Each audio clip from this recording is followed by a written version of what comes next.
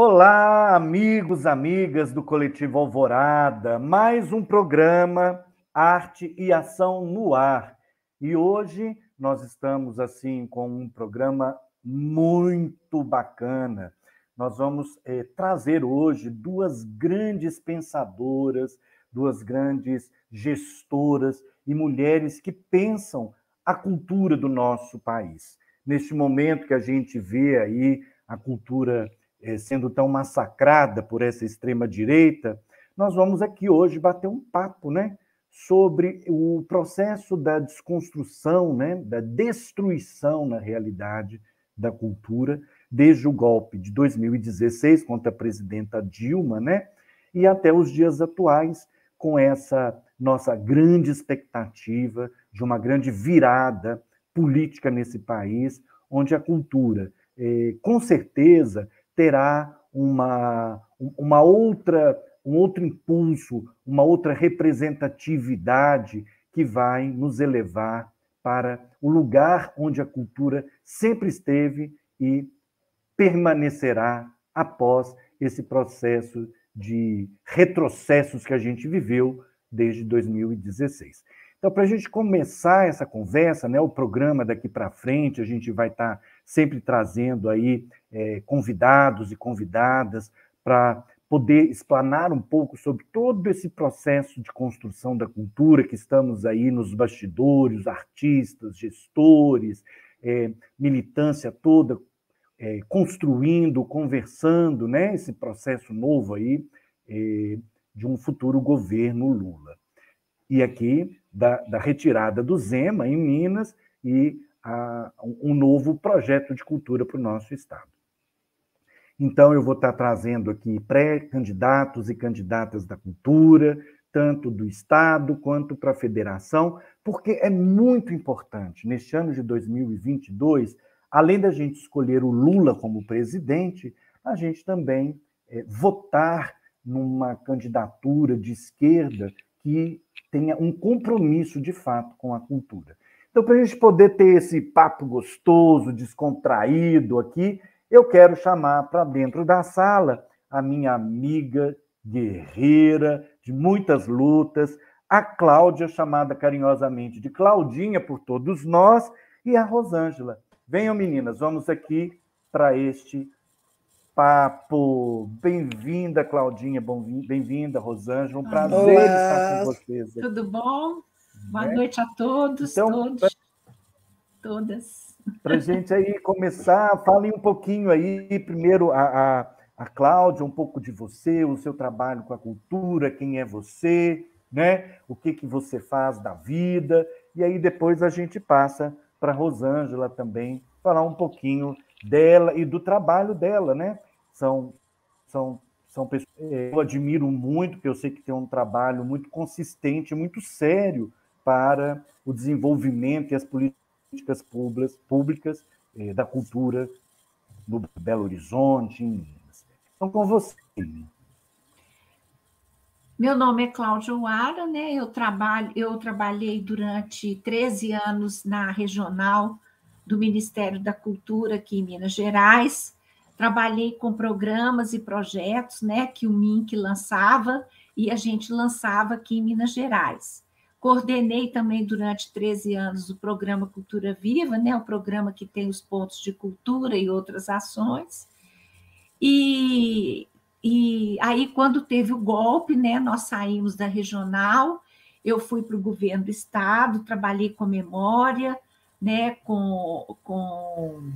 fizemos todo o levantamento, inventário da imprensa oficial, né, e durante essa época também eu estive no Conselho Municipal de Políticas Culturais de Belo Horizonte, na cadeira de Memória, Arquivo e Museus, e nessa época a gente instalou o Fórum de Museus de BH, na qual eu coordenei também, e agora, atualmente, eu sou membro. E também participo do Fórum Permanente de Cultura, que é um fórum, né, que já tem bastante tempo, na qual participo com você, né, Muniz? E a gente luta, né, pela construção das políticas públicas para a cultura dentro de todos os setores, né, das artes e da cultura, e também para uma cobrança também que a gente faz e uma fiscalização que a gente faz a partir do fórum de como que o governo vem trabalhando em todos os sentidos com a cultura. O fórum, também sou integrante do fórum desde o seu início, e estamos aí para continuar, né, batalhar, a lutar pelas melhores conquistas, né, para o nosso setor cultural aqui de Minas Gerais. Muito bem. E você, Rosângela, quem é você? O que que você faz? Conte um pouco para nós, né? Ok, Muniz. Bom, primeiro é um prazer estar aqui com você, com a Cláudia. Estar pela primeira vez participando desse comitê, desse coletivo. E eu sou Rosângela Guimarães, eu sou historiadora de formação, sou mestre e tive a minha carreira sempre foi voltada para essa questão cultural, mas sempre vinculada à história. Eu fui uma das fundadoras, junto com Maria Helena Cunha e o José Márcio Barros, do antigo CRAV, que era o Centro de Referência Audiovisual, na gestão de Patrus Ananias. A partir dali, eu comecei a me engajar mais com a questão cultural mesmo, e dessa questão eu nunca mais saí. Eu trabalhei no CRAV por um tempo, depois eu fui presidente da Comissão da Lei de Incentivo à Cultura Municipal, fui historiadora junto ao Palácio das Artes, tentando fazer um projeto há 10 anos atrás de resgate dos 40 anos daquela fundação. Trabalhei também na Rádio Confidência, tentando resgatar essa memória tão rica e tão cara a nós mineiros, que é essa questão da Rádio Confidência, que esse ano, né, eu acho que é um motivo para a gente refletir, que nesse ano aí de 22, a rádio, né, a radiodifusão completa 100 anos de história. Acho que, diante desse desmonte que o governo Zema vem conduzindo, a rádio sempre sempre é ameaçada. A gente tentou, junto ao IEFA, fazer o registro ou até mesmo o tombamento da rádio. Isso era um processo que eu estava mais ou menos encaminhando, mas eu saí do IEFA e eu não sei como ele ficou. Eu trabalhei também no CAP, que é o Centro de Arte Popular, que é um centro que eu tenho um grande carinho, principalmente por tratar essa arte popular tão rica a Minas Gerais, né?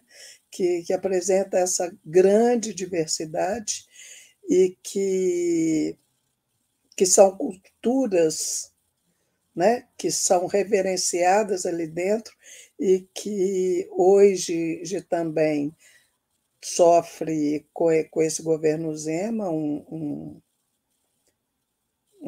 processo de abandono, com pouquíssimos funcionários, e depois eu fui para o IFAM. Eu estou reduzindo aqui, porque senão eu vou ficar aqui falando muito tempo. Eu fui para o IFAM, onde eu fui chefe de gabinete da Célia Maria Corsino, que foi superintendente, foi destituída por esse governo golpista. Em seguida, fui eu também. lutamos muito ali pelo patrimônio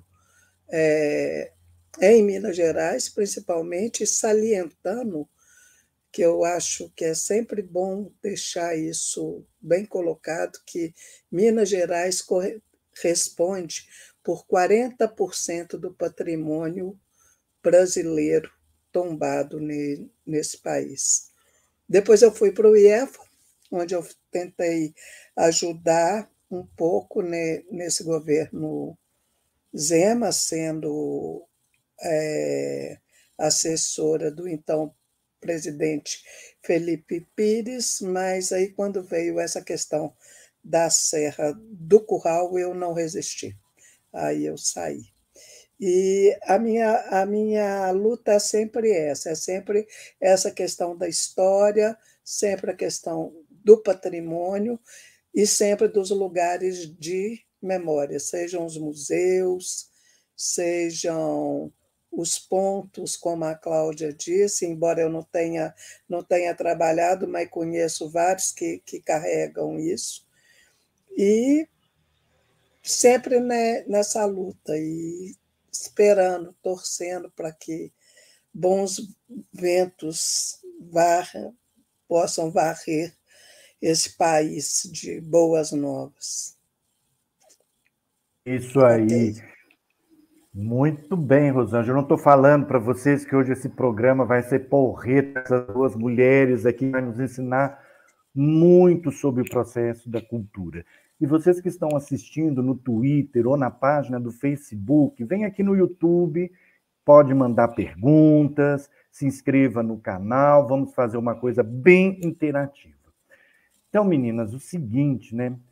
Em 2016, ali naquele processo daquele golpe horrível que o Brasil sofreu, porque não foi um golpe contra Dilma, foi um golpe contra o Brasil. E a primeira coisa que esses golpistas fizeram foi fechar o Ministério da Cultura, né? O Temer vai lá e acaba com o Ministério da Cultura, e a gente tem uma reação violenta da classe artística exigindo a volta do Ministério. Eles voltam com o Ministério, mas o Ministério totalmente enfraquecido, desestruturado, e de lá para cá a gente está vendo o quanto que eles estão sempre atacando a cultura com a tal da ideologia cultural, da guerra cultural, né? Como vocês viram esse processo de destruição, né, em todos os setores dentro da cultura? Como que vocês avaliam na federação? Depois a gente vai chegar no Estado, porque o Zema é um filhote do Bolsonaro e aplicou no Estado o mesmo projeto da federação. Como que vocês estão vendo todo esse processo de destruição, desse desgoverno na área da cultura, né?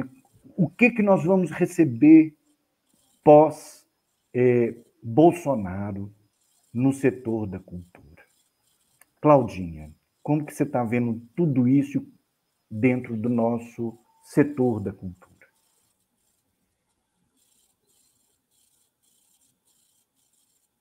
Abre o fone, Claudinha. Está fechado. Desculpa. Para quem atuou, né, igual a gente atuou desde o início, né, da gestão do ministro Gil, né, que ontem completou 80 anos, e ver o trabalho que a gente fez, né, trabalhando com todos os setores da cultura, né? Nós trabalhamos com todos os setores da cultura, né?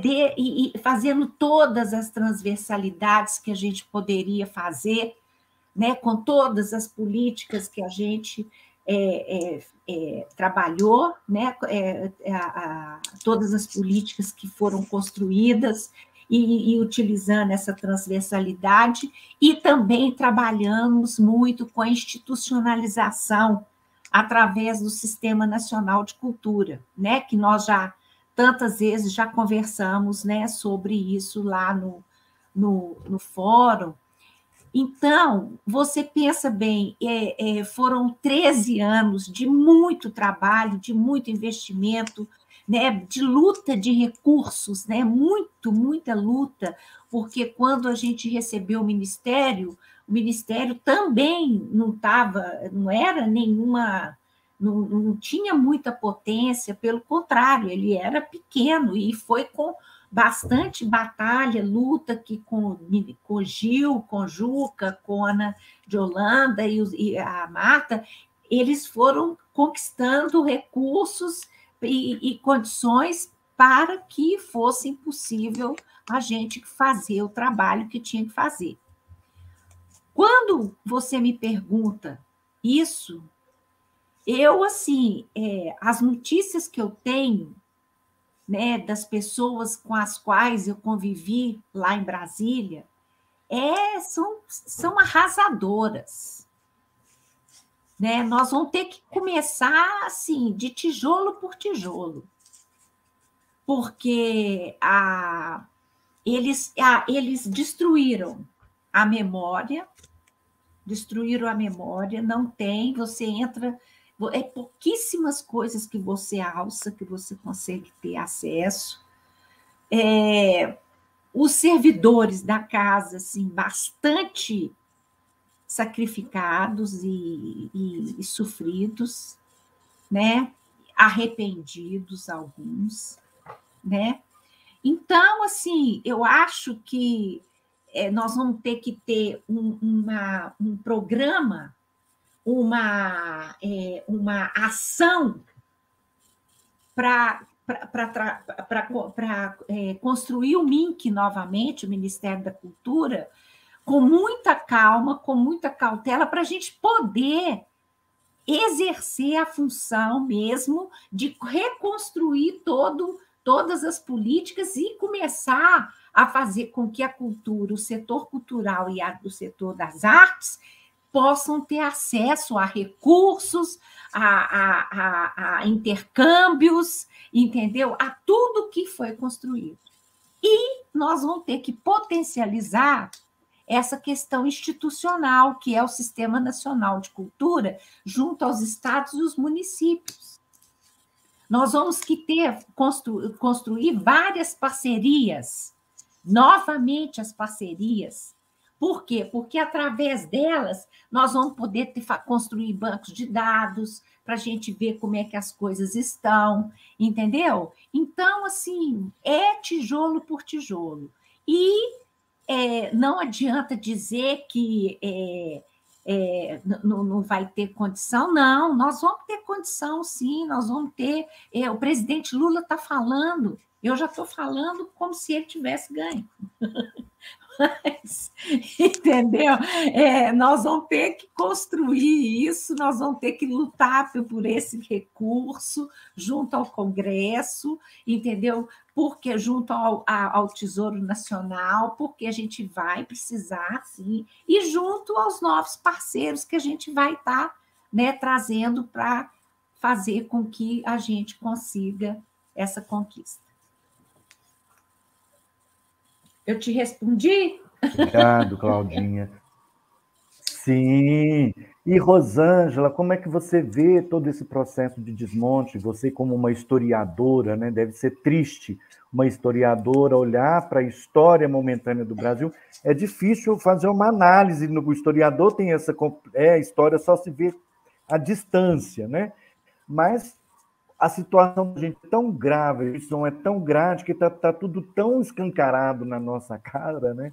Que não fica tão difícil de olhar a história no momento que ela está acontecendo. Como que você está vendo todo esse processo aí nesse desgoverno? Olha, desde o golpe contra a Dilma, uma coisa que para mim ficou muito clara era que isso já vinha sendo tramado há muito mais tempo.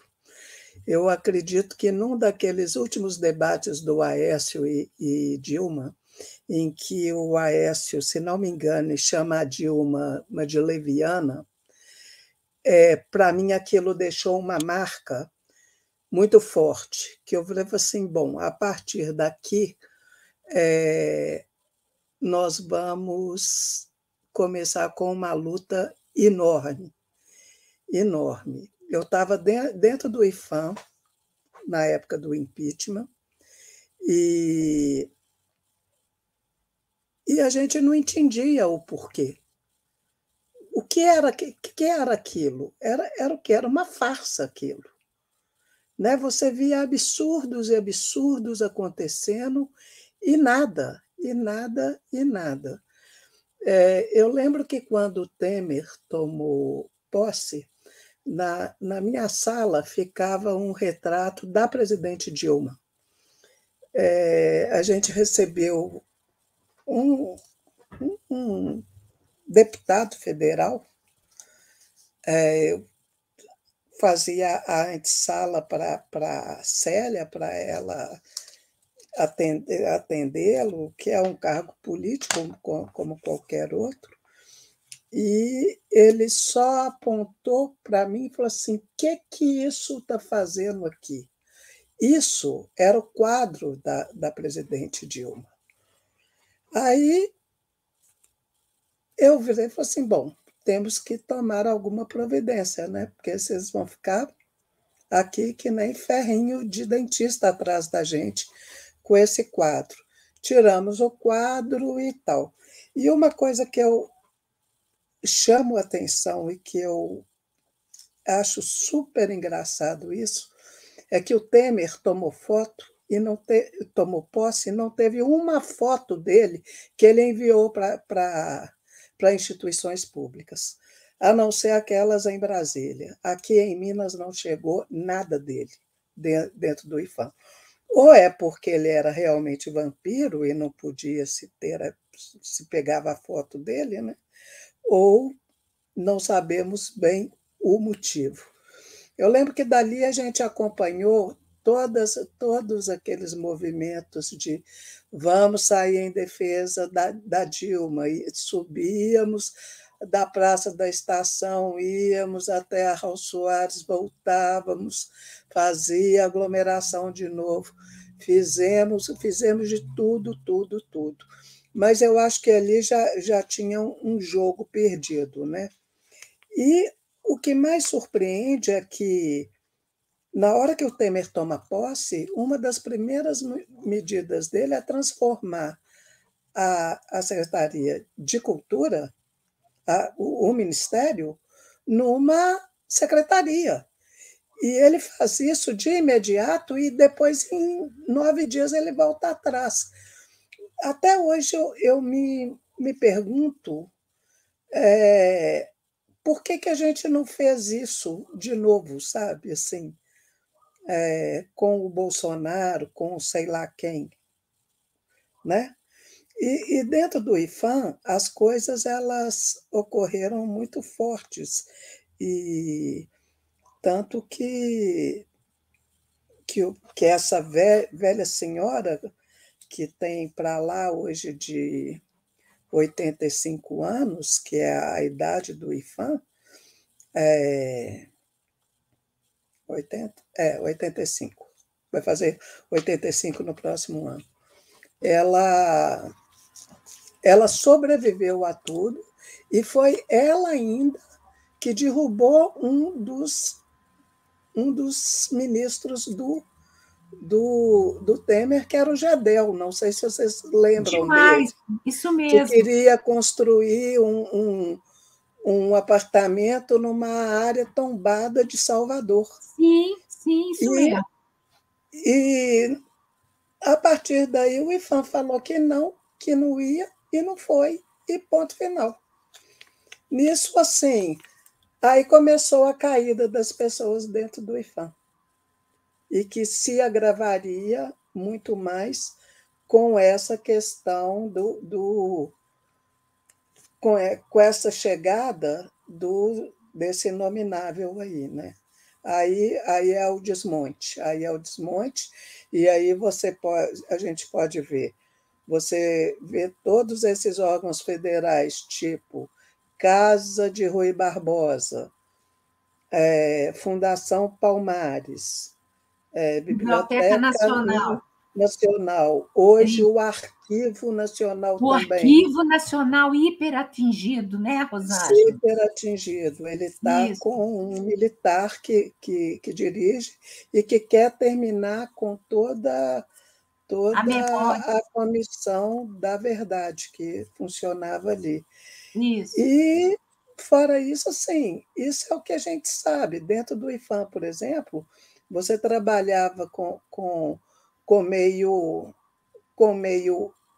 ambiente, de uma certa forma, para você proteger determinadas populações que sempre correm risco, que são os quilombolas, os indígenas e tal, mas assegurando isso a posse de terra. Isso foi derrubado.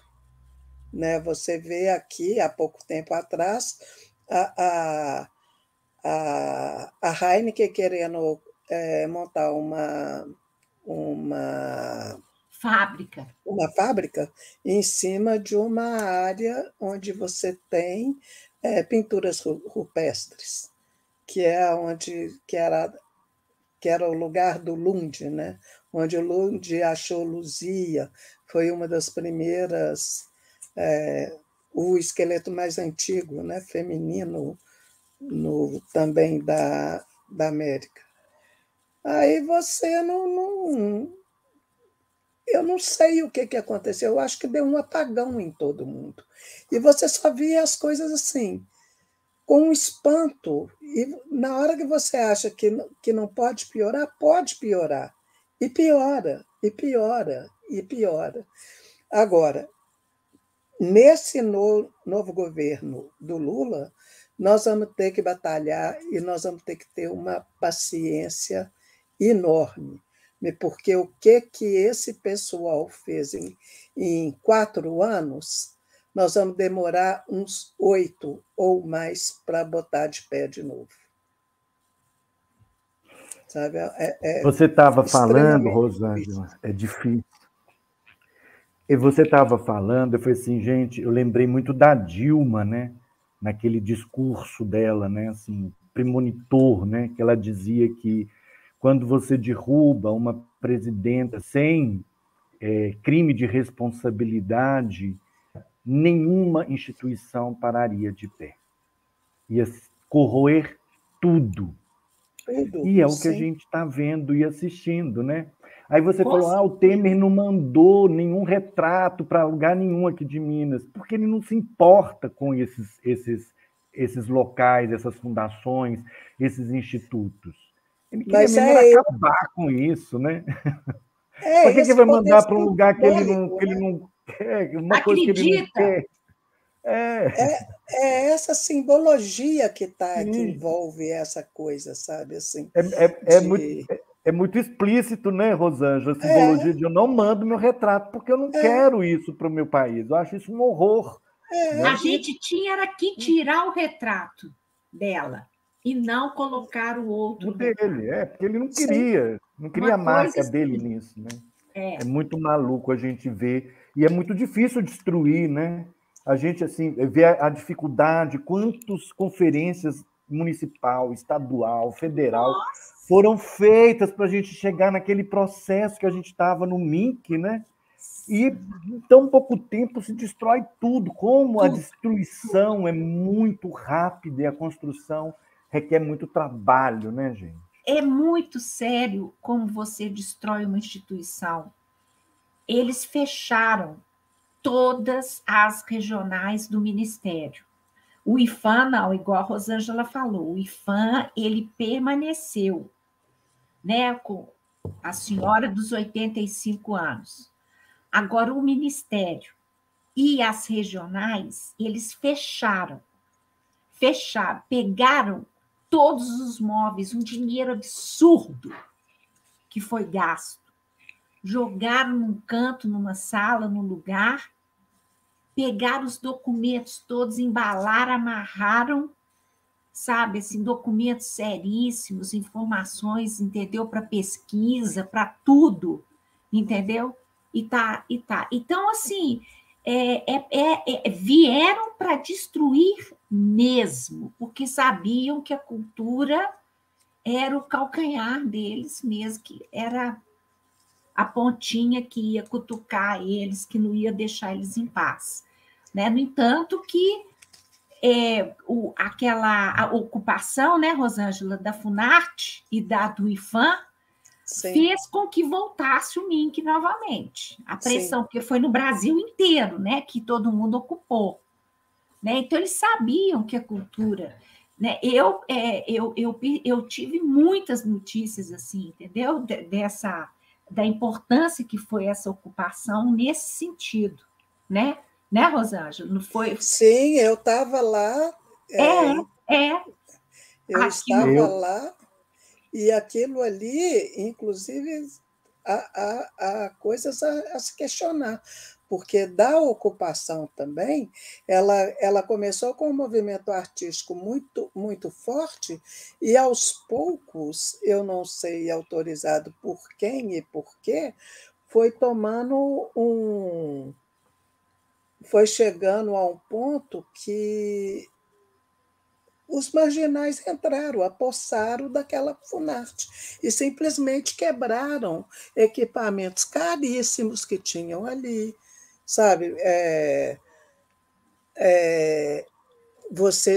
Eu fiquei sabendo, não sei se era verídico ou não, que teve um assassinato ali dentro. Sabe? Mas e aí você já fica com aquela neura, né? É uma neurose que bate. De propósito, de propósito. Para espantar. Eu participei da ocupação ali, sabe, Rosângela? Eu estava na frente, junto com outros artistas, nós entramos.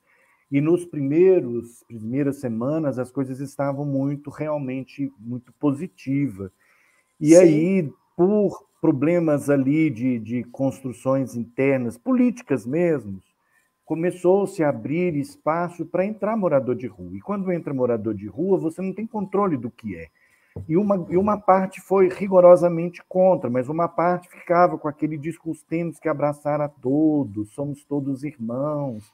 E a coisa realmente degringolou lá dentro. Não, o processo, a retirada, inclusive, foi bem difícil, porque os artistas foram saindo e ficou mesmo a marginália do Baixo Centro de Belo Horizonte. Sim, ali dentro. Aí foi nós muito tivemos complicado. Que chamar a Polícia Federal. Sim, eu participei de uma reunião lá, e uma das últimas reuniões já no processinho final, e levantei e falei assim: olha, aqui dentro só tem marginal, porque eles roubaram o material do MST que estava ali, que o MST estava participando, fazia venda de alimentos, roubaram tudo, saíram roubando tudo. Mas tem um grupo responsável por isso, que depois, uma hora, a gente pode sentar e conversar melhor, o grupo político de Belo Horizonte, que eu te explico. Não houve morte lá dentro, mas houve espancamento de mulher. E aí eu percebi que tudo foi desacreditado a partir do momento que este grupo falou: não podemos chamar a polícia, não podemos expulsar essa pessoa, ela estava descontrolada, sendo que nas decisões internas da organização, uma das questões era tolerância zero a qualquer tipo de agressão, qualquer tipo de fobia. E a primeira que houve, abriu-se concessão, e a partir dali tudo degringolou. Foi uma pena, mas ao mesmo tempo, quando você nos relata, Rosângela, que nos faz lembrar que o IFAM conseguiu barrar em Salvador, isso é muito bom ouvir, porque a gente conseguiu manter durante um tempo ali um quadro de funcionários responsáveis, né, que tinha responsabilidade com o patrimônio, que tinha responsabilidade com a cultura. E depois, como você mesmo falou, eles foram mandando embora, desgastando, criando situações para o próprio funcionário pedir exoneração, pedir para ser afastado, pela incapacidade de sanidade emocional e mental de permanecer dentro daquele processo. Mas eu quero a gente falar um pouquinho, a gente já falou um pouco do federal, eu queria que vocês também trouxessem um pouco para dentro do estado de Minas, né? Porque quando a gente pensou que a gente não tinha por onde piorar, entra o Zema, com esse Partido Novo, que votou em peso contra a Lei Aldir Blanc, que eles são contra a cultura, eles odeiam a cultura, e se instaura no Brasil, em Minas Gerais, o fim da Secretaria, né, de Cultura, né, Claudinha? Que nós fomos lá para a Assembleia gritar para não acabar com a Secretaria de Cultura. E também a gente está vendo o desmonte da cultura no estado de Minas. Nessa, a gente viu aí a problemática que foi o dinheiro da Lei Aldir Blanc. Não tinha gente para trabalhar para realizar a Lei Aldir Blanc. Como é que vocês estão avaliando esse repeteco em Minas, esse estado tão importante, como você falou, Rosângela, 40% do patrimônio tombado está em Minas. Nós estamos vendo o problema da Rádio Inconfidência. Olha o nome, Inconfidência. É um marco, o nome por si só é um marco da Inconfidência Mineira. Que o prédio está à venda, né? Tudo. O prédio está à venda. Esse Partido Novo, que não é novo em nada, eles assim, é aquela política de terra arrasada, vamos vender tudo porque o Estado não serve para nada. Né? O Estado não sabe administrar, quem sabe é o privado. E a gente sabe que é uma mentira tudo isso, né? Que é os tubarões querendo se apossar da riqueza do Estado para se dar bem. Como vocês estão vendo isso? Vai, Rosângela, conta um pouquinho para a gente, depois Claudinha. Bom, a primeira coisa que eu queria falar, e eu acho que eu vou provocar a Cláudia nisso aqui, que eu acho que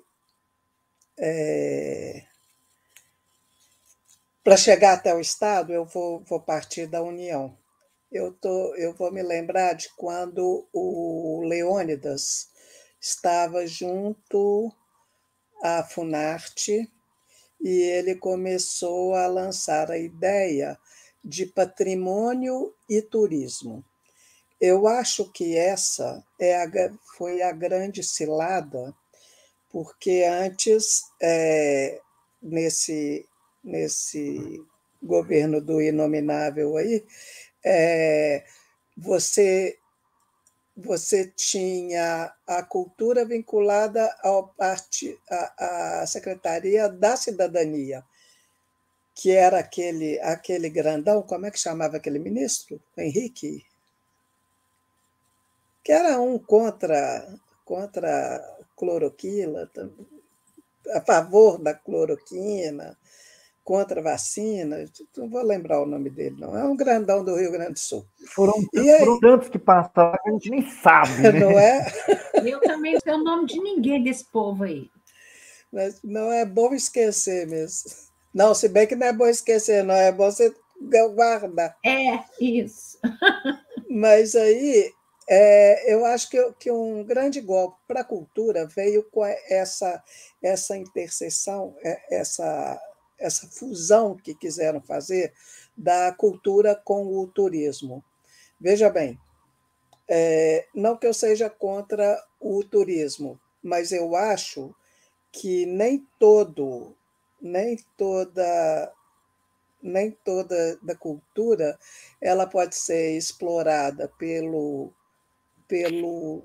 turismo quanto vice-versa, entendeu? Principalmente nessa área patrimonial. Porque a única coisa que eu vejo falar é assim, dar um exemplo. Vão criar agora a Pinacoteca, né?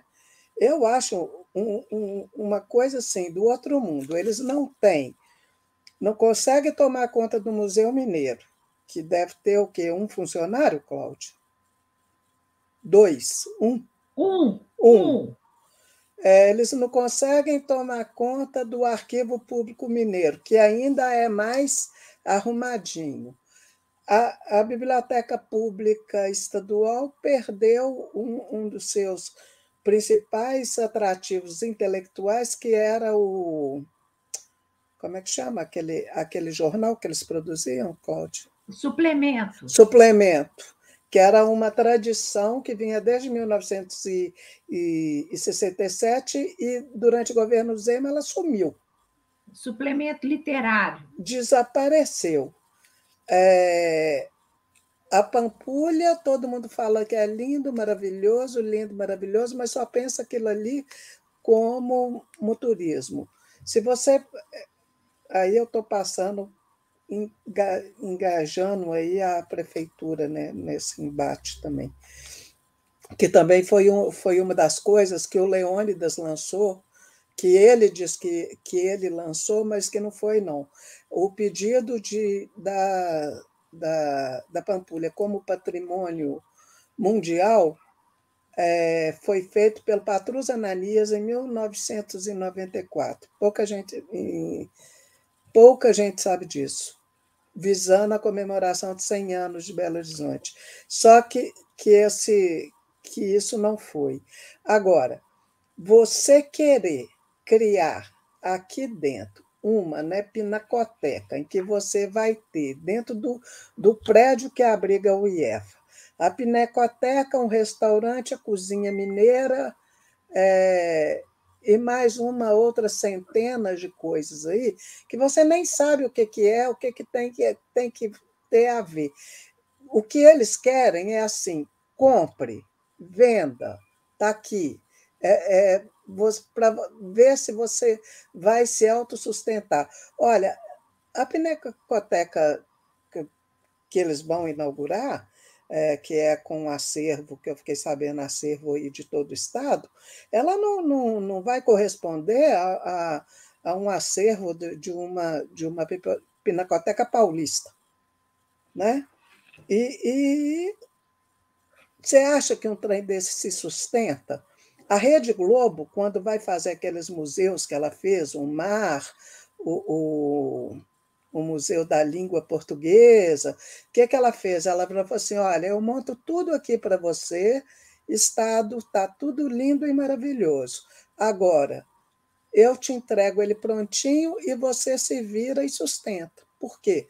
Porque você montar uma engrenagem é fácil, porque você pega a lei de incentivo, você pega ajuda de mineradoras, de grandes indústrias, de bancos, tudo bem. E quando você abre, cadê o funcionário?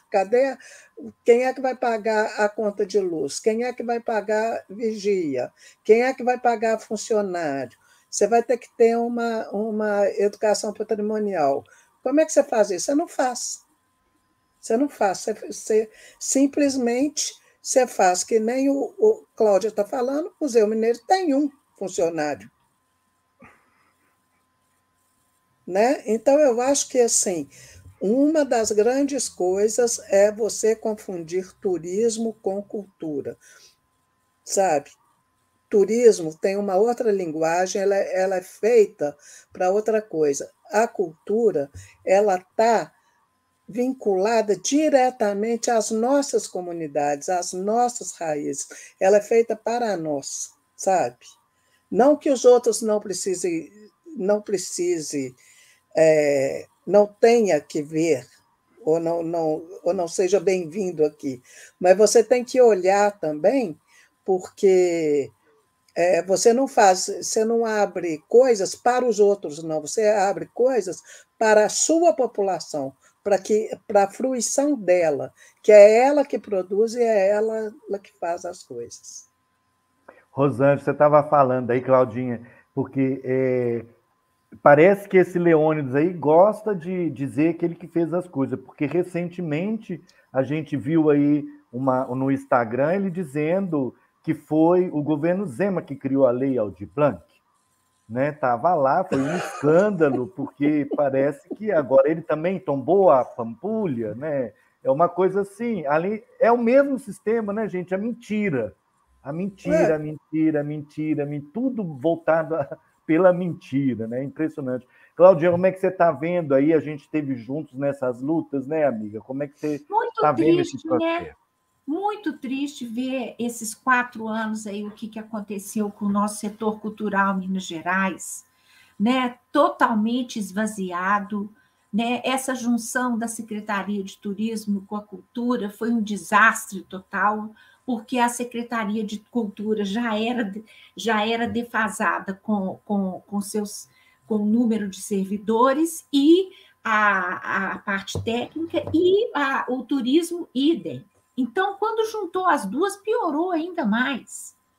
Né? As condições técnicas de trabalho terríveis. Né? Não existe. Você vê que, por exemplo, eu fui sábado, na abertura do Fórum dos Pontos de Cultura, lá no Museu Mineiro, e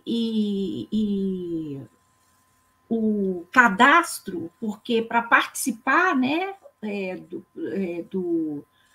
da Lei Aldir Blanc, teria que ter o cadastro, né? As pessoas tinham que cadastrar.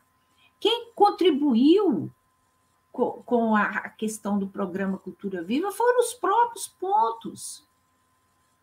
Então, o governo não tem plataforma, o governo não investiu dentro da secretaria, em um esvaziamento total, não existe política pública para a cultura, não existe programa nem projeto para a cultura, eles só pensam em turismo, né? Essa questão de mineiridade, né? Que eu não sei, essa coisa aí, entendeu? Então, é gastronomia e vender o estado de Minas Gerais nas feiras internacionais. Então, existe um plano estadual de cultura que foi construído a duras penas, que precisa de ser revisado, essa revisão está custando acontecer, entendeu? Para a gente poder ter um planejamento, para a gente poder fazer um trabalho pela cultura. Existe um sistema assinado, Sistema Estadual de Cultura, né? A gente precisa de fazer uma conferência, a gente precisa de ter um sistema de indicadores e informações culturais deste Estado. Este Estado, ele é uma potência, não é só potência no patrimônio, igual a Rosângela acabou de nos informar, entendeu? Mas tem potências das artes e da cultura, né, Rosângela? Que é uma coisa... Minas Gerais tem 7 fronteiras. Você pensa bem nisso, a influência, a diversidade disso aqui. A gente que viajou por esse estado, você fica doido quando você vê o tanto de coisa que tem, sabe? E de tanto de artista, muito, muito mesmo. Então, ver essa gestão... Oi? Claudinha, eu estou pensando aqui numa coisa, você está falando isso daí, a gente podia combinar de colocar vocês duas para dar uma aula para esse secretário. Eu me lembrei daquele absurdo, você falando das regiões de Minas, dele falando que nós, mineiros, o sonho da gente era ser carioca. Que a gente não gostava de ser mineiro. Assim, ele não quer ouvir desvalorizando isso. A cultura mineira e o povo mineiro. Ele falou que a gente... Povo, falou que o povo queria ser carioca, é um absurdo, é um total desrespeito, é o Estado mínimo, o Zema, ele pensa no Estado mínimo, então ele quer privatizar tudo, entendeu? É muito mais fácil. Ele veio. Sabe? É muito mais fácil você privatizar. Privatizar museu, privatizar o prédio, privatizar todos os órgãos, entendeu? Privatizar a orquestra, privatizar tudo, é isso que eles querem, eles pensam nisso, é essa coisa, é o Estado mínimo, entendeu? E o resto que se vire. Agora, as obrigações do Estado, de política de Estado, nenhuma. Né? Porque, pelo visto, a gente não está vendo em setor nenhum. Né? Não tem política. Não tem política, entendeu? É o básico do básico e .com.br. Acabou. Né? Então, a gente tem que mudar isso. As eleições estão aí e a gente tem que mudar isso. Eu acho isso. Nós temos que acabar com isso. Porque, senão, a nossa cultura, o nosso setor, os nossos equipamentos belíssimos que tem no Estado, né, os patrimônios que a Rosângela acabou de falar aí, sabe? Não sei o que vai acontecer. É muito triste essa mineração tomando conta. Que isso? Comandando tudo, comandando o governo.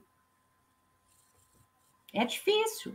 E até a Rosângela falou que ela desistiu ali na história da Serra do Curral, né? Essa luta que a gente está aqui agora, né? Um símbolo tão importante, uma área tão importante para Minas, para a região metropolitana. Mas aqui a gente também, né, como eu trouxe esse programa, teve um processo de destruição, que esses que estão aí disseram que iam fazer isso, que vieram para destruir tudo, entregar tudo, acabar com tudo. E esse momento também, mesmo com tudo isso, tem um grupo, né, uma militância aguerrida que está nesse processo da reconstrução e pensando tudo isso, né? Como que será, a gente acredita e estamos todos trabalhando para a eleição do Lula na presidência e a derrubada do Zema aqui em Minas, né? Mas, Claudinha e Rosângela, uma coisa que a gente sofre muito também na cultura é a falta da nossa representatividade no parlamento, né? Então, é uma coisa que a gente pena muito, porque muitos se aproximam da cultura, lembra de nós, artistas, dos gestores. A cultura é linda, vamos fazer um encontro com a cultura, vamos usar a cultura, o artista lindo, não sei o quê. Mas na hora mesmo que a classe, na hora mesmo que a cultura precisa, a gente tem muito poucos parlamentares que vêm de fato e grita e briga com a gente, né? E esse é um ano eleitoral. Como que a gente faz para a gente trazer essa consciência política para dentro do nosso campo da importância de assumir a cultura? A cultura não ser um puxadinho do mandato, mas ser um ponto tão importante quanto a saúde e a educação dentro dos mandatos. O que a gente faz enquanto gestores, enquanto artistas, para dar essa consciência aos parlamentares? O que vocês pensam disso? Quem quer falar primeiro aí? Olha, eu vou falar primeiro. Eu acho que é o seguinte: a gente tem que eleger um número significativo de deputados, e, dentre eles, os que levante essa bandeira da cultura, porque acho que a educação, a saúde, como a cultura, acho que foram o foco central de destruição desses governos. Tanto você vê aqui, né? Aqui com o governador, com esse governador aí, e com o inominável lá. Você vê que o SUS sobreviveu, Deus só sabe como, mas o plano é muito maior. Você vê a educação com esses pastores, né? O que está virando, que eu acho que também você merece tem que ter uma pauta para isso, mas eu acho que a cultura, ela não deixa, ela tem que ter a mesma representatividade que isso, porque eu acho que a cultura, você não faz uma nação sem que a cultura tenha a sua representatividade, sabe? Porque ali você está divulgando a memória, você está divulgando os seus símbolos, o seu conhecimento, as suas heranças, até de maneira crítica, sabe? Assim, não é que você tenha que ser não questione, mas assim, você tem que questionar a independência, como você tem que questionar a Inconfidência, que símbolos são esses, que valores são esses, que valores culturais são esses, o que você pode construir para essa cultura, e você pensa, a gente tem que pensar que a cultura tem um escritor inglês que eu gosto muito, que ele chama Raymond Williams, e que ele fala o seguinte, que a cultura está em tudo que você olha, sabe? Está em todos os lugares. Não é... Você pode pegar um ônibus e a cultura vai estar na igreja que você vê, naquela senhorinha que você vê carregando a sacolinha, ou sem a sacolinha, ou o que ela leva, ou do seu lado quem é o seu padeiro, que doce é que aquele faz, sabe? Se você anda mais um pouco, você vai ter lá uma comunidade quilombola, você vai ter os indígenas que são, né? São os afro-brasileiros e os indígenas que mais foram negados por esses governos, né? Tanto estadual quanto federal. Vide aqui os quilombolas, o que eles não estão sofrendo na mão do próprio governo Zema, né? A gente tem que ter uma atenção para isso e pensar que a gente tem que construir e a gente tem que ir atrás desses deputados e pedir pauta, sabe? E colocar pauta, porque não é só o governo federal que vai ajudar, não. É para criar lei, é para criar incentivos, é para retorno, né? Sei lá, de editais, não sei o que possa ser, sabe? Mas você tem que arrumar algumas soluções que você devolva a esse país a oportunidade de se mostrar, que as pessoas se mostrem e que as pessoas vejam aquilo que deve ser mostrado. Muito bom. Claudia, antes de você falar, deixa eu só ler alguns comentários que estão chegando aqui para vocês verem. A gente está com um público bacana no Twitter, no Facebook e aqui no YouTube. E aí pedir também às pessoas que estão no Twitter e no Facebook, se quiser dar uma chegadinha aqui no YouTube, mandar pergunta, fazer comentários, porque no Twitter e na página a gente não tem acesso, tá? Mas a Maria de Fátima deseja boa noite, estamos juntos pela arte, cultura, educação. Sibeli Machado aqui também, parabenizando. Raquel Mujulião, perfeito, cultura não pode se confundir com negócio. Jaqueline Assis, alguns políticos exaltam a cultura só no momento da campanha eleitoral, depois que são eleitos não falam mais nada, e ainda acham que os artistas são chatos. E aí diz também a Jaqueline Assis, os costumes da comunidade, né? Você estava falando, Rosângela, de todo o olhar que a gente tem, né? A gente vê, me lembrei muito da minha avó da roça, o tipo de roupa que ela vestia, ela tinha um cabelo grande, ela fazia 2 tranças, rodava assim na cabeça, né? Que vem lá dos portugueses esse tipo de penteado na cabeça, que ela permaneceu, né? Ela tinha aquilo como um valor cultural para ela, né? O jeito a forma dela de comunicar. Então, é um lugar muito importante. E a nossa Constituição diz, né, isso, que a cultura é um direito sagrado para a nossa Constituição, como a saúde e a cultura e a educação, né? E, Claudinha, o que você nos tem para dizer aí? O que a gente faz com esses nossos políticos, Claudinha? Eu acredito no que nós estamos discutindo no Fórum Permanente de Cultura, né? Da gente chamar novamente, né, os deputados que têm um olhar para a cultura, né? Apresentar para eles a situação que se encontra, né? Mostrar para eles que eles podem ter apoios, né? Por quê? Porque o tempo inteiro, porque nesse país ainda, né, a cultura ainda não virou a bola de cristal, não virou. A gente sabe, né, Rosângela, que a gente, igual você acabou de falar aí, nós vamos ter que ter paciência, muita calma, muita ordem, para a gente poder reconstruir isso tudo e que, né, que pode vir a durar aí, como você disse, uns 8 anos. Mas a gente não pode também deixar de conversar com esses candidatos, com esses deputados.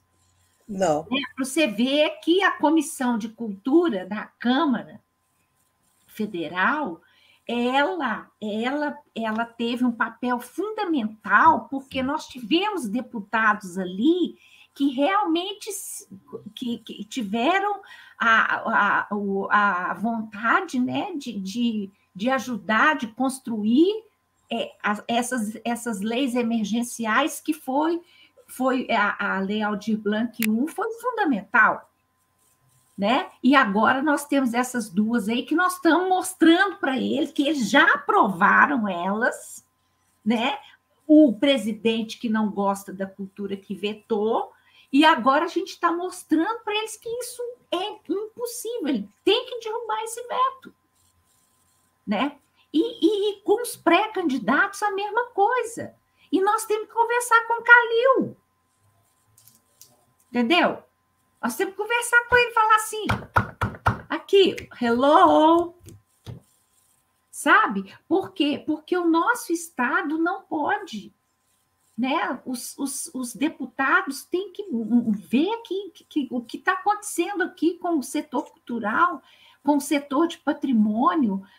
Não, o setor das artes não pode perdurar, não pode. Então, eu sou a favor da conversa, eu sou a favor do ferrinho de dentista, nós temos que mexer com essa comissão de cultura da Assembleia Legislativa, não pode continuar do jeito que está, na mão de quem está, não pode. Mas é o eterno representante, né? O eterno presidente, né? Que não hoje pode, isso tem que mudar, gente. Nós temos que mexer com isso. Ele é da terra do Zema, né? Não tem cabimento uma coisa dessa, entendeu? Então, nós temos um sistema estadual de cultura na lei, nós temos que mexer com tudo. O Minas Gerais, nós temos que trabalhar tudo, e nós precisamos dessa bancada federal, estadual. Então, o que eu vejo é a conversa, é o encaminhamento o tempo inteiro ali com eles, entendeu? E fazer com que lá na Assembleia a gente consiga mudar. Porque, por exemplo, olha o que está acontecendo com Belo Horizonte, a mesma coisa. Não posso deixar de falar de BH, não. Não. Um desastre também. Não pode. A Câmara Municipal não sabe, não quer nem saber. São só 2 pessoas que estão, 3, né? São 3 pessoas que estão ali numa luta, tirando sangue do asfalto, para salvar alguma coisa, porque senão privatiza tudo. Vira até cassino. Belo Horizonte está bem complicado também, né? A gente hoje está trazendo muito tempo Estado e federal, né? O Brasil, a federação, mas Belo Horizonte também está muito complicado. É muito poder tudo na mão de uma pessoa só, né? Exato. Comanda a Secretaria de Cultura, comanda a Fundação, é chefe do Conselho de Cultura, ou seja, eu mando e do meu jeito, pronto, acabou. Exato, não pode, isso não pode acontecer. Sou a dona da bola. Se falar comigo, eu saio. Nós não podemos conceber isso, gente. A gente não pode, isso não tem cabimento. Entendeu? Você terceiriza as atividades que a Fundação e a Secretaria Municipal têm que fazer. Ué, como é que é isso? Entendeu? E o Estado indo na mesma mão, entendeu? Assim, não, é pior que o Estado não faz um festival, não faz não faz nada, não promove nada, e as políticas públicas sem assistência, nada, entendeu? Então, não dá, nós temos que rachar a cabeça dos deputados, assim, ó. Ô, Claudinha, se não tivesse vindo esse dinheiro da Aldir Blanc, aí que não ia ter nada mesmo, porque eu acho que não teve 1 centavo de governo Zema para a cultura. Nada. O que salvou um pouquinho a área da cultura foi o dinheiro da Aldir Blanc, que o Zema não queria que fosse todo usado para devolver para o governo federal, porque ele era contra, o partido dele era contra essa verba para os estados. Outra coisa, tem edital que não pagou. Isso é muito sério. Isso eu fiquei sabendo. Que é o pior. Os caras gastam dinheiro para escrever o edital, para escrever o projeto do edital tal, gasta o dinheiro, passa, responde às notificações que são feitas. E cadê o dinheiro? Não, gente. Aí não. Aí tá. Não, o negócio é muito sério. Mas sabe o que é bom de tudo isso, meninas? Porque existem pessoas como vocês, como eu, como outros que estamos juntos aí, aguerridos, que não deixamos essa bola cair, né? Pode não. Aí Pode. não pode. E eu acho muito importante falar isso, Claudinha, porque os artistas mineiros, nós, fazedores de cultura, gestores que pensam a cultura, nós estamos numa campanha muito forte, né, Claudinha, né, Rosângela, nesse momento, num grande debate de reconstrução mesmo. O que vamos fazer quando a gente derrotar o fascismo representado tanto pelo Zema quanto pelo Bolsonaro? O que a gente vai fazer para a cultura, né?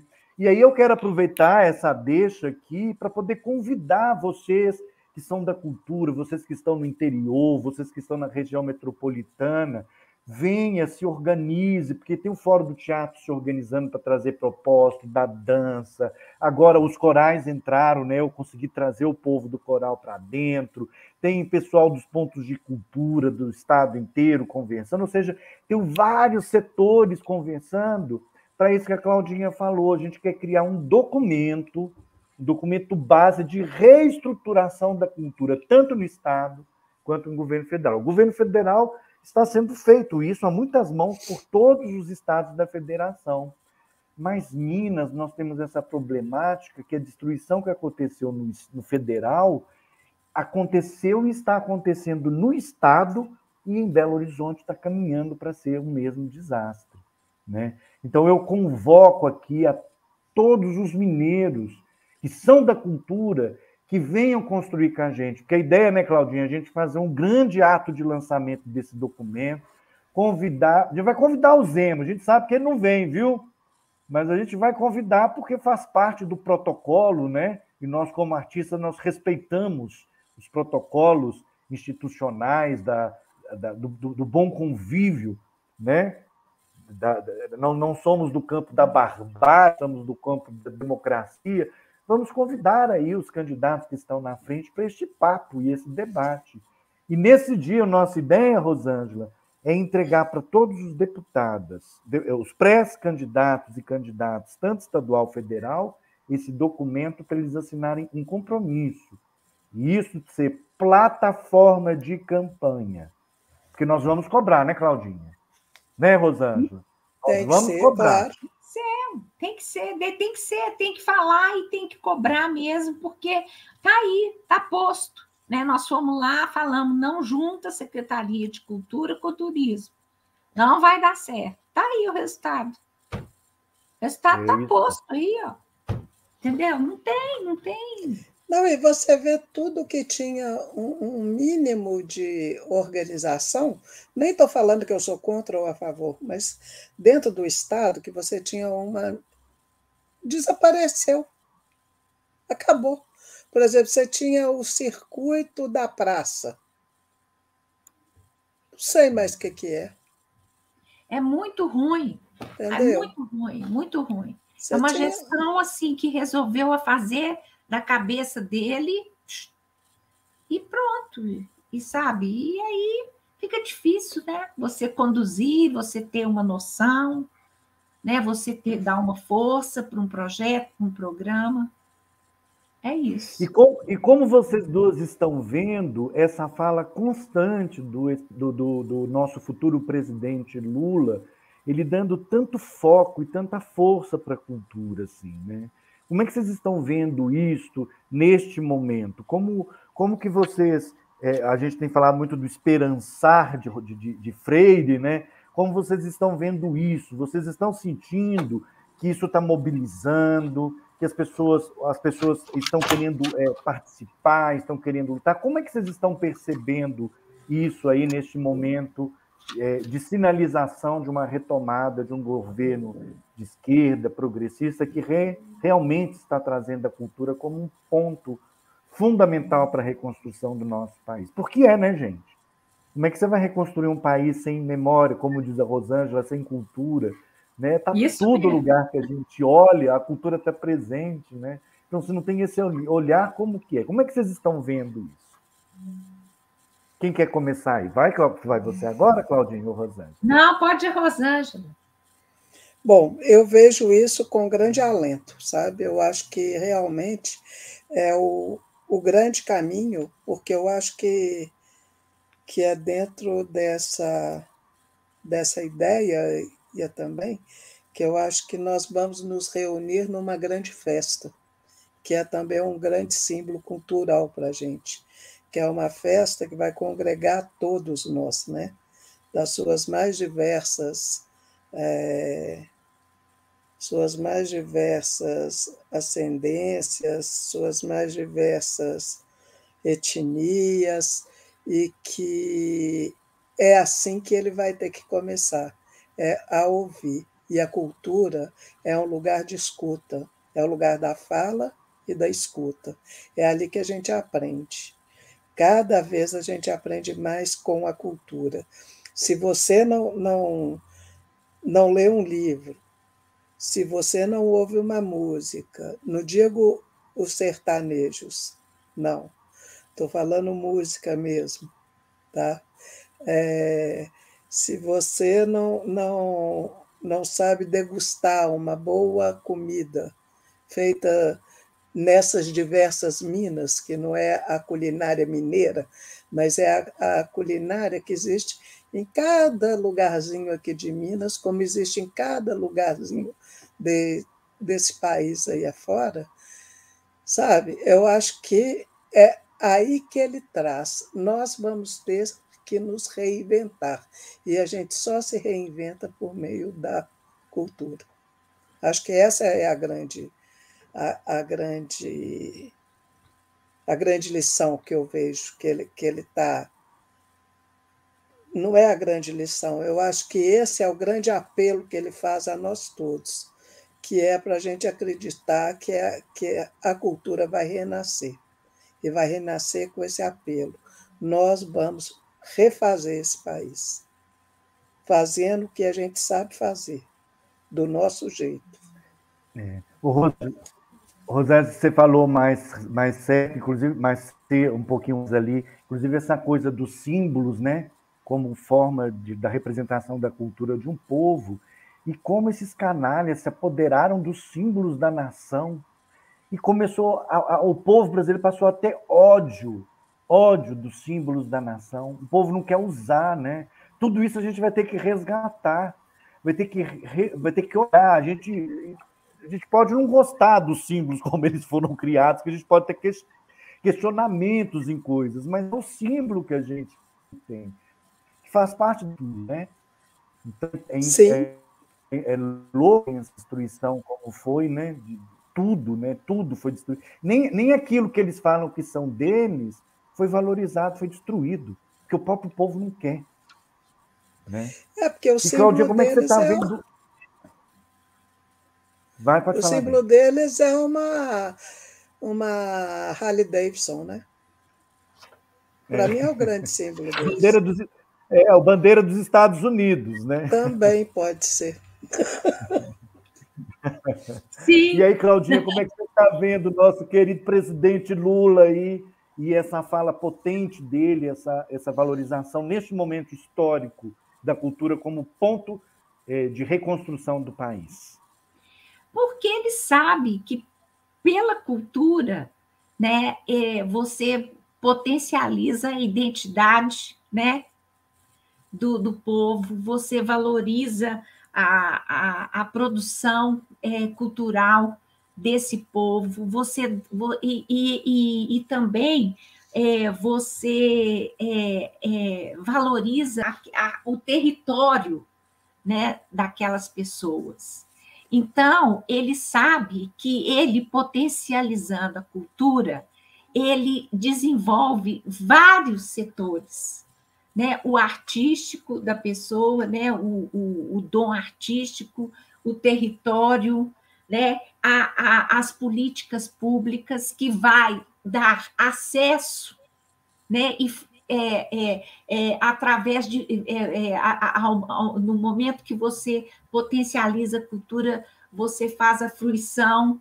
Então, o que acontece? E você empodera as pessoas, né? Então, ele sabe que a partir também da cultura, né, ele vai conquistar e vai dar acesso às artes, né? E vai fazer com que a autoestima do povo brasileiro melhore, porque a situação é tão grave, é tão séria, né? Que isso se faz necessário, urgente. E pela cultura é um grande salto que ele vai dar. E outra coisa, né? Ele fortalecendo o setor cultural, fortalecendo o ministério, montando, né? Instituindo novamente o ministério, criando o Ministério da Cultura, né? Ele vai fazer com que a cultura também volte a se planejar, a poder ter orçamento, entendeu? Na questão institucional, que é o Sistema Nacional de Cultura, o Plano Nacional de Cultura, né? A participação social nos conselhos, as conferências, que ajudaram demais os setores todos. Foi o governo que mais fez conferências, né, Rosângela? Quantas Sim. conferências de todos os setores que o governo federal fez, e dali surgiram os planos, os sistemas, entendeu? As políticas públicas, os programas, os projetos todos, né? Então, ele sabe que a cultura, ela tem essa potência. Por quê? Ela valoriza a identidade, valoriza o território, e dali as coisas fluem com mais, né, com mais sucesso.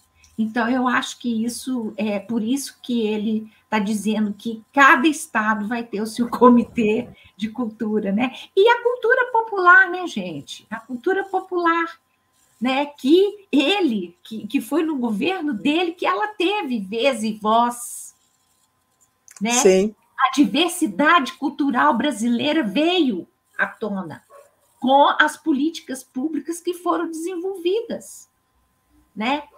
Então, não tem como correr disso, tem que continuar, tem que voltar novamente, tem que ter todo esse processo de trabalho em cima de tudo isso.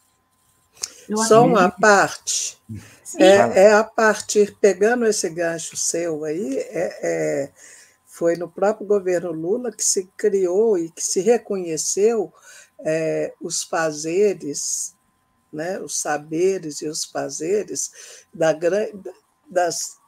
dos grandes grupos brasileiros, né, sejam eles indígenas, que se reúnem para fazer uma viola, ou para fazer o seu acarajé, ou para fazer o queijo mineiro, ou para fazer as quitandas, ou para tocar o sino em São João del Rei, para essas várias coisas, né? Foi ele que instituiu essa lei, que é de 2004. É tão importante, foi tão importante o trabalho que foi desenvolvido, que até a acessibilidade cultural foi desenvolvida, política. Sim. Que não existia. E a valorização dos mestres, né? Esse período a gente vê os mestres chegando, né?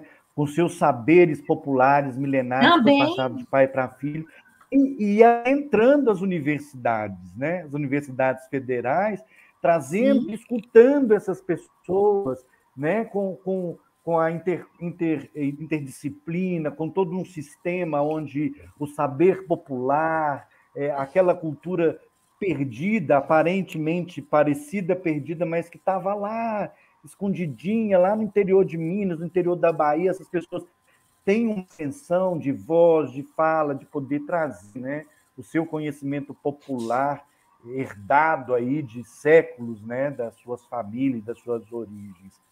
Mas é interessante que vocês estão nos trazendo aqui, porque a gente viu um processo no Brasil, né, pós-vitória do primeiro governo Lula, até o golpe de 2016, de uma efervescência nacional em todos os setores. O Brasil era assim a bola da vez. E todos nós pudemos experimentar coisas que jamais nos foi dado o direito de experimentar em todos os setores da vida. Aí vieram com tal da ponte para o futuro, dizendo que ia ser a maravilha das maravilhas. Deram um golpe, instauraram essa tal de ponte para o futuro. E a gente viveu esse terror, e estamos vivendo este terror.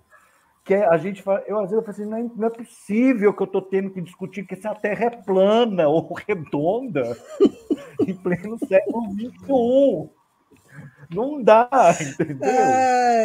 E quando você olha os dois processos, é uma coisa tão escandalosa, é tão absurdo, é tão nonsense, né?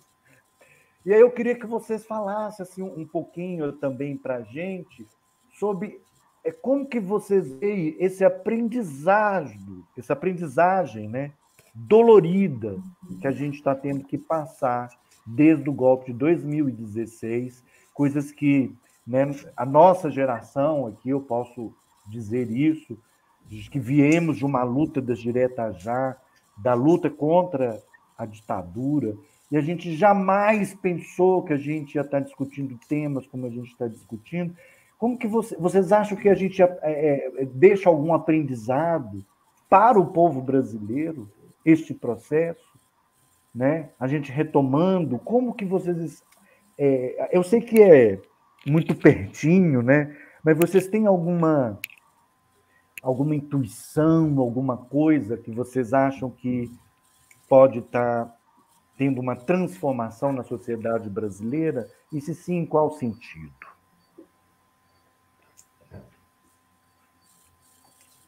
Quem quer começar aí a nos dizer? Bom, vamos lá. Eu acho que se existe um inferno astral sobre algum país, foi o que esse país viveu durante todo esse tempo, de 2016 até hoje, né? Eu acredito que foi uma coisa atrás da outra, e era assim, foi o golpe da Dilma, aí veio o golpe da Dilma, aí veio a eleição do inominável, que a gente falava, gente, não pode. A prisão do Lula, né? Nesse interregno aí, não podemos esquecer dessa prisão do Lula. Você viu um país em frangalhos, né? Aí você elegeram-se essa coisa como se assim, com um discurso completamente neoliberal, esquizofrênico, em que não se pensa em nada, né? Você pensa em você e você não tem um plano de um país, de nada disso, né? Agora, aí depois você teve a pandemia, aquela coisa horrorosa, e você convivendo o dia inteiro com esse homem te invadindo a casa, falando que não existia vírus, que isso era mentira, que isso é aquilo, que isso é aquilo. E até hoje a gente vive nisso. Ele cria, cada dia ele cria um fato, um acontecimento, e que você vai banalizando as coisas, né? Que é a própria banalidade do mal mesmo, né? Segundo a Hannah Arendt mesmo, né? Tipo assim, uai, eu estava ali para fazer isso, me mandaram fazer, me mandaram matar, eu matei, né? Como se você não tivesse nenhuma culpa nisso, a culpa é do outro. Você vê o tanto de coisa que a gente passou, chegamos a 670 mil mortos semana passada. Sim. Ninguém fala nisso. Parece que isso é uma coisa assim. Uma Pronto, banalidade, acabou. né? Uma banalidade. Quer dizer, você matar 670 mil pessoas, como que é isso? E essas pessoas todas que perderam pai, todo mundo. Aí depois, só vou pulando aqui, aí você pega o Genivaldo lá, que foi assassinado naquela câmara de gás. Aí tumba, ninguém sabe o que aconteceu com aqueles policiais, simplesmente segredo de 100 anos, e aí depois vem a morte do Bruno. Dom. Dom e Bruno. e Bruno. Aí depois vem o escândalo desse pastor. Aí amanhã eu não sei o que mais vem. Porque cada dia é uma coisinha, sabe? A Então você juíza. vive. E a juíza torturando a menina. Tem a juíza, né? É completamente animal aquela mulher. Então você vai cada dia, você fala assim, ai, venci. E um cansaço mental, né? Eu acho que nós, brasileiros, assim, nós somos sobreviventes disso, sabe? Acho que a gente, na hora que a gente sair dessa, na hora que a gente depositar o nosso voto no dia 3 de outubro, que eu tenho certeza que vai ser ali, que a gente começa a redenção. Que aí é assim, se bem que não pode relaxar muito, porque esse louco aí Não. disse que não vai, que a polícia militar é dele, isso, aquilo, não sei o quê. Mas, de uma certa forma, hoje eu fiquei um pouco feliz no final da noite, não sei se vocês ouviram, que o filho do José de Alencar, que tinha sido o vice, o Do vice Lula. do Lula, ele hoje foi, foi votado, ele foi eleito como presidente da Fiesp. Então saiu aquela coisa bolsomínia, né, de lá, e ele falou que ele não vai votar no Bolsonaro e que ele não vai mais falar sobre política, e ponto final. Quer dizer, Ótimo. deu o Deu bilhete dele. recado. Deu Então, recado. eu acho que é isso, sabe? Então, eu acho que a gente tem que. Essa notícia. Ué, Nossa, Lula, não é brincadeira, não, né? pronto. Ué. Já que Ele não é ninguém brincadeira, convidou, não. puseram o moço lá, né? Quer dizer, você vê que tudo isso também é, são construções, né? Você Sim, vai ouvindo de um lado, mas você vai tendo um outro tipo de construção.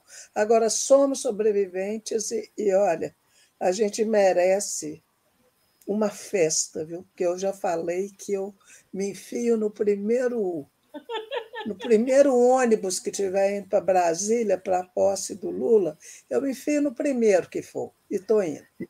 Eu vou também, viu? Nunca fui numa posse de presidente, mas dessa vez eu vou Eu e vou, vou gritar, vou fazer festa, acender fogueiro, eu nem vou sei como é que passar a vai ser noite esse dia. inteira lá, não quero nem Noite saber. inteira, lá naquele gramado ali, festejando a vida, o amor, né?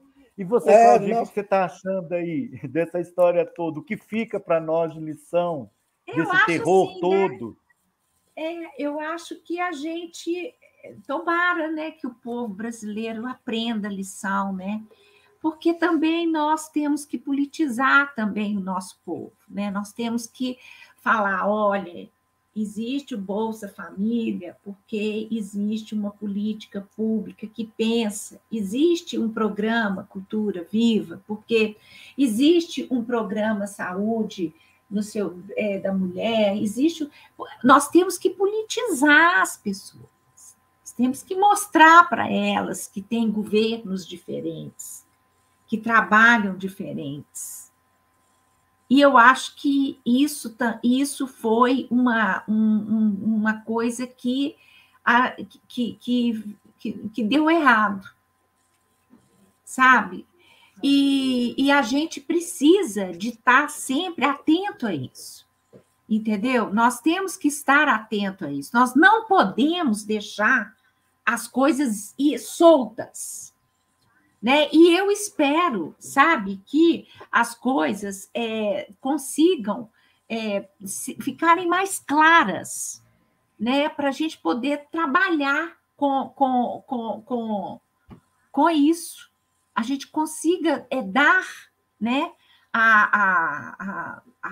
Fazer o trabalho com as pessoas, mostrando para elas, né, que não é, a gente tem que reconhecer que aquele trabalho foi feito, né, para aquela população por conta que isso foi construído dessa forma, pensando, tem que ter algum engajamento, né? E, assim, espero, né, que a gente, dia 2 de outubro, 3, né? 3 de outubro, a gente consiga, né, eleger, né, o presidente Lula, para a gente voltar a fazer, de novo, a construir as políticas públicas, e do fazer isso, a gente, junto com isso que eu estou dizendo aqui, né, de ter uma clareza e um formato da gente poder ir conscientizando as pessoas. Porque foi muito duro o golpe que a gente sofreu, entendeu? E não ter como... nossa, a gente... olha, eu, assim, 33 milhões de pessoas passando fome. Isso é... Entendeu? Isso é terrível, né? A população tradicional desse país, né? Que toda sendo massacrada, né? Pelo agro, né? Esse ataque, Rosângela, nós esquecemos dos ataques aos índios Guarani. Sim, agora. Entendeu? Aquilo ali é o agro. Agro é tech, agro é pop, agro é tudo, está na Globo. Que vai ser vendida, né? Você viu, né? Pois é. E os marinhos estão doidos para passar a Globo. Entendeu, gente? Porque tudo porque eles tem nem limite. moram aqui no Brasil, né? Eles nem moram no Brasil, eles moram tudo fora. Tudo tem limite, gente. O Brasil. Entendeu? Nós somos um país de riquezas, de muitas riquezas, e enquanto isso não mudar, nós temos que fazer um exercício com o nosso povo. Entendeu? Nós temos que fazer um exercício político com eles, porque não é só receber. Entendeu? Claro que não. É a consciência, tem que conscientizar. Educação, escola, comida, alimentação, saúde, voltar ao básico para as pessoas entenderem, terem condição, barriga cheia, cabeça boa, né? Instrução, conhecimento, cultura. Então, eu achei isso, sabe? Olha, Guilherme, desculpa, o Muniz, não sei se você permite, mas a Cesária fez um trechinho aqui, que é justamente isso que a gente está falando. Se você deixar eu ler, pode? Sim, você pode. Deixa eu só... A gente já está indo para o finalzinho e você faz o texto da Cesária. Cesária, gente, é uma grande guerreira, uma mulher que tem um trabalho fantástico também na questão da gestão da cultura, uma pensadora incrível que conhece muito de políticas públicas. A Jaqueline Assis, dentro desse nosso papo, fala assim, temos que driblar esse jogador dando dessa bola. O jogo não se ganha sem os outros jogadores, ou seja, os jogadores de fato somos nós. Nós vamos tomar essa bola e seguir em frente. E vocês estavam falando de todo esse desastre que a gente está vivendo no Brasil e, de certa forma, no mundo, né? Aí eu tenho conversado, Claudinha, com uma coisa do discurso, sabe? Da utilização da palavra. Eu ouço muitos jornalistas e a mesma política falando assim, o neoliberalismo deu errado. Olha aí. Eu falo assim, não, o neoliberalismo não deu errado, ele deu certo. Porque o neoliberalismo prega Estado mínimo e concentração de riqueza. É isso. O neoliberalismo prega o fim do funcionalismo público, o fim de todas as políticas. Tudo na mão do empresário. E o que a gente está vendo é o ápice desse neoliberalismo. É a experiência mais terrível, porque foi tudo desmontado, todos os sistemas desmontados, o funcionalismo público foi todo destruído e corrompido por dentro, e sendo levado para dentro dele pessoas que não têm o menor compromisso com o país, com o Estado, e nem com o funcionalismo público. Então, a gente está vivendo o ápice do neoliberalismo, que deu certo, porque tem um monte de gente muito rica. A gente vê no processo da pandemia que os 10% mais ricos desse país ficaram muito mais ricos ainda. Então, isso deu certo. Mas é esse o Brasil que a gente quer? É esse o país que a gente quer? É esse tipo de política e de visão econômica e de mundo capitalista que a gente quer? Nós pensamos numa transição do capitalismo para o socialismo. Então, é isso que a gente quer? Então, moçada, o neoliberalismo é isso que a gente está vivendo. Porque quando fala assim, não deu certo, parece que eles fizeram alguma coisa errada, sabe? E que por isso que não deu certo. Então, vamos corrigir. Se a gente privatizar a Petrobras, a gente consegue corrigir o problema e aí vai ser um boom. Se a gente fizer a reforma trabalhista, aí vai ter emprego. E eles vêm com esses truques o tempo inteiro enganando o povo. O liberalismo e o neoliberalismo é isso que a gente está vivendo, é esse desastre. Então, nós temos que mudar isso. E mudamos isso com uma nova forma de fazer política, né?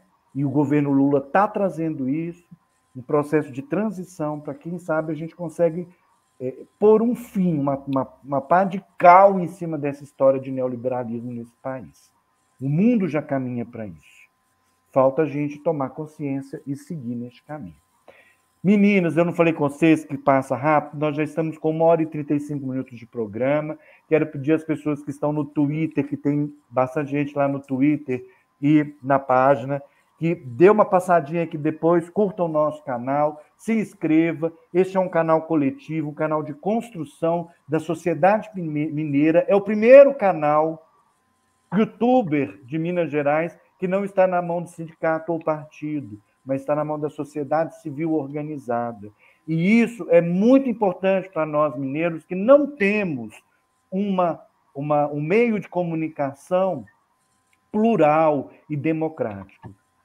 A nossa comunicação está na mão ali de um grupinho pequeno que reproduz aquilo que vem da Globo, que vem desses canais aí que estão ligados ao establishment e a nossa elite do atraso.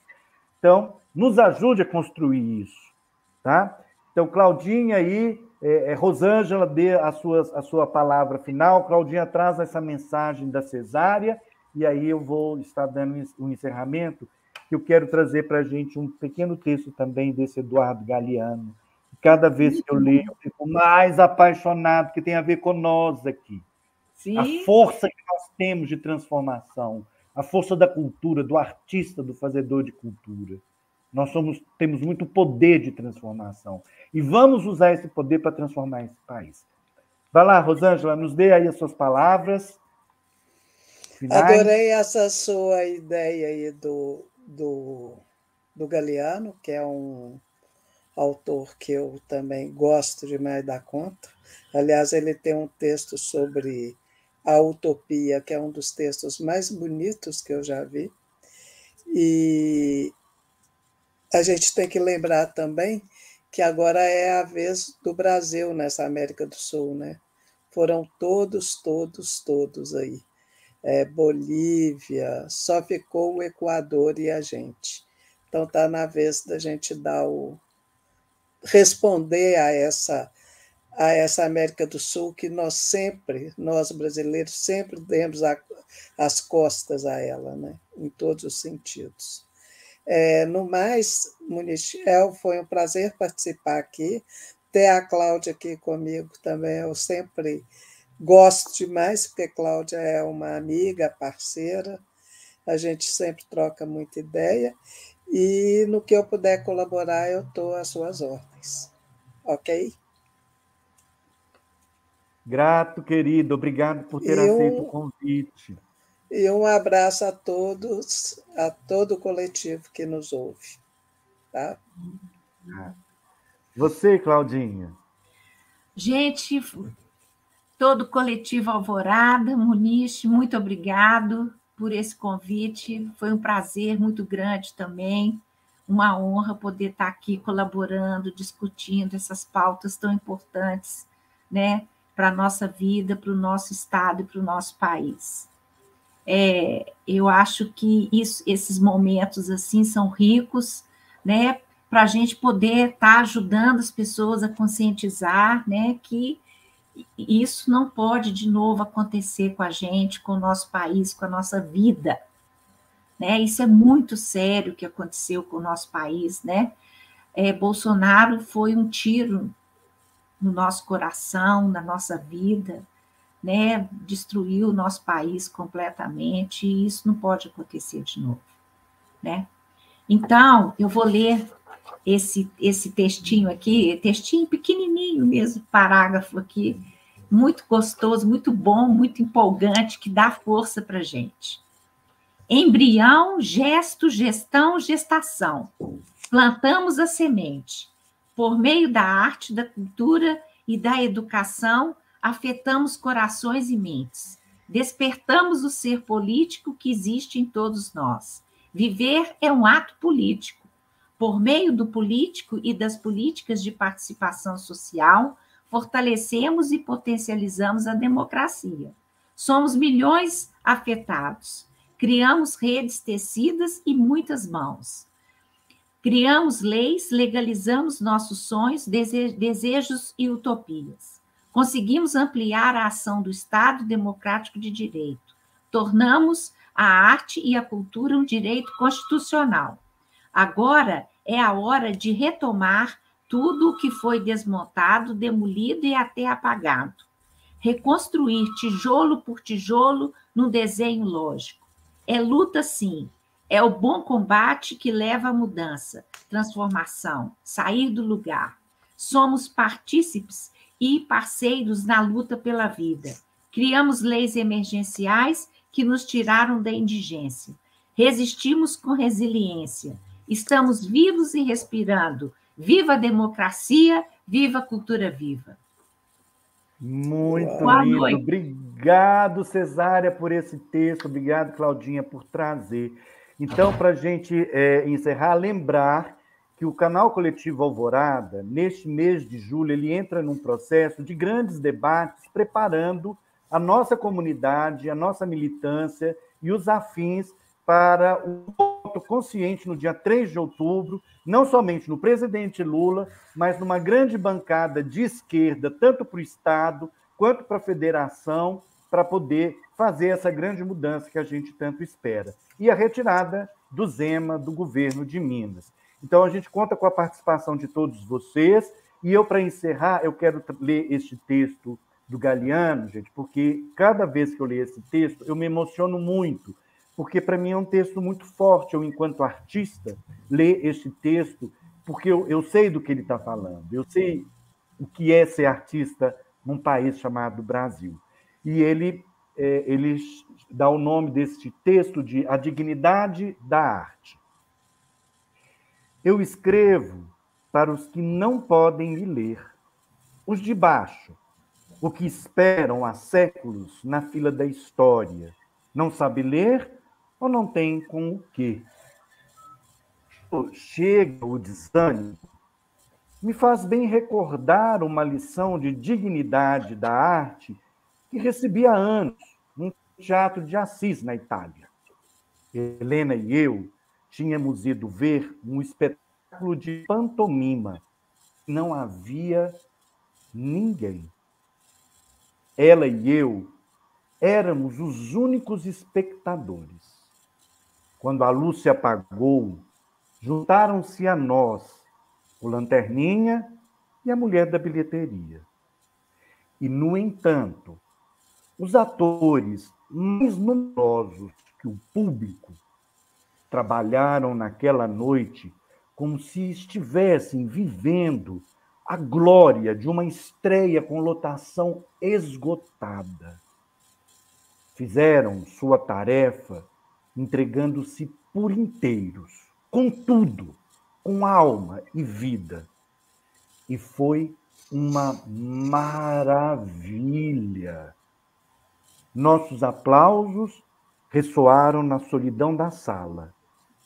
Nós aplaudimos até esfolar as mãos.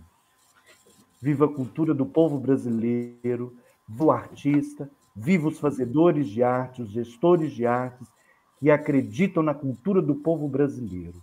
Um grande beijo no coração de todos vocês e até breve com mais um Arte e Ação.